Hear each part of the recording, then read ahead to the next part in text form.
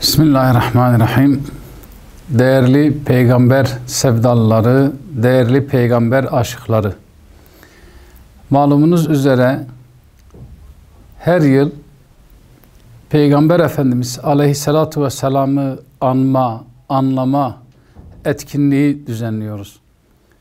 Bu etkinliği Peygamber Efendimiz Aleyhisselatü Vesselam'ın sünnet-i seniyesine ittiba etmek, İçinde bulunduğumuz bu buhrandan, içinde bulunduğumuz sıkıntılardan kurtulmanın yolunun Peygamber Efendimiz Aleyhisselatü Vesselam'ın anlaşılması ve Efendimizin sünnetiyle amel edilmesi neticesinde içinde bulunduğumuz her türlü sıkıntıdan kurtulacağımıza inanıyoruz.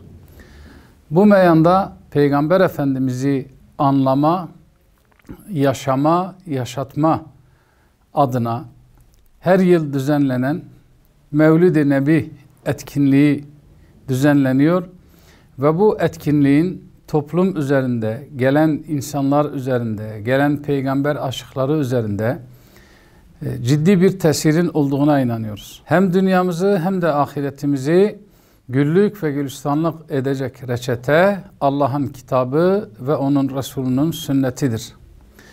Bu meyanda 28 Nisan saat 1.30'da Nevruz Meydanı'nda düzenleyeceğimiz etkinliğe Şehitler Kervanı platformu olarak bizler oradayız, katılıyoruz ve tüm peygamber sevdalarını, peygamber aşıkları olan halkımızı da bu etkinliğe davet ediyoruz. Bismillahirrahmanirrahim.